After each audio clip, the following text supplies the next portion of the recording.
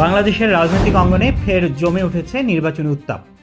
ফেব্রুয়ারিতে জাতীয় নির্বাচন অনুষ্ঠিত হওয়ার ঘোষণাকে কেন্দ্র করে তৈরি হচ্ছে বড় ধরনের শঙ্কা।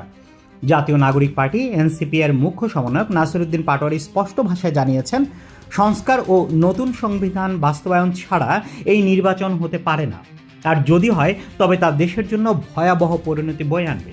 চাকরিটা যদি না হয় তাহলে আপনার কিসের ইলেকশন? মঙ্গলবার 12 আগস্ট রাজধানীর কৃষিবিদ ইনস্টিটিউশনে জাতীয় যুব শক্তির আয়োজিত যুব সম্মেলনে বক্তব্য দিতে গিয়ে তিনি বলেন, ফেব্রুয়ারিতে নির্বাচন হবে বলে তারিখ ঘোষণা করা হয়েছে, কিন্তু বাস্তবতা হলো সে নির্বাচন হবে না। যদি হয়ও তবে সরকারকে শহীদদের জীবন ফিরিয়ে দিতে হবে। সংস্কার ও নতুন সংবিধান ছাড়া কোনো নির্বাচন জনগণ মেনে নেবে না। তিনি আরও কঠোর ভাষায় বলেন, এভাবে পুরনো সিস্টেমের মধ্য থেকে নির্বাচন করার মানে হলো এতগুলো তরুণ তরুণীদের প্রাণ দেওয়াটাই বৃথা। মায়ের বুকে সন্তান ফিরিয়ে দিতে হবে সরকারকেই, যদি তাদের ত্যাগের মূল্য দিতে না পারে।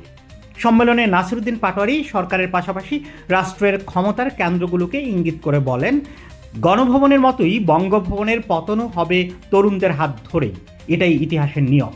এ সময় দেশের গণমাধ্যম নিয়েও তীব্র ক্ষোভ প্রকাশ করেন তিনি। অভিযোগ করে বলেন, মিডিয়ার মালিক ও সম্পাদকরা আজ দালালি শুরু করেছে। আগে গণমাধ্যম ছিল হাসিনার মাধ্যম, এখন কি হয়েছে? বললে চাকরি থাকবে না।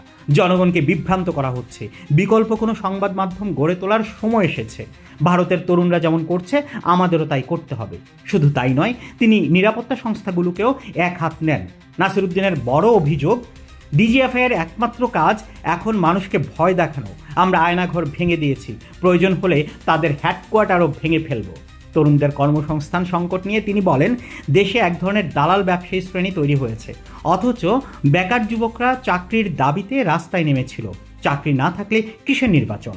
অবশেষে আওয়ামী লীগ ও জাতীয় পার্টির বিরুদ্ধে সব ফেসিবাদ বিরোধী শক্তিকে ঐক্যবদ্ধ থাকার আহ্বান জানিয়ে নাসিরউদ্দিন পাটোয়ারি বলেন, শেখ হাসিনাকে ধরে এনে বিচার করতে হবে। জুলাই সনদ বাস্তবায়ন করেই নির্বাচন হতে হবে।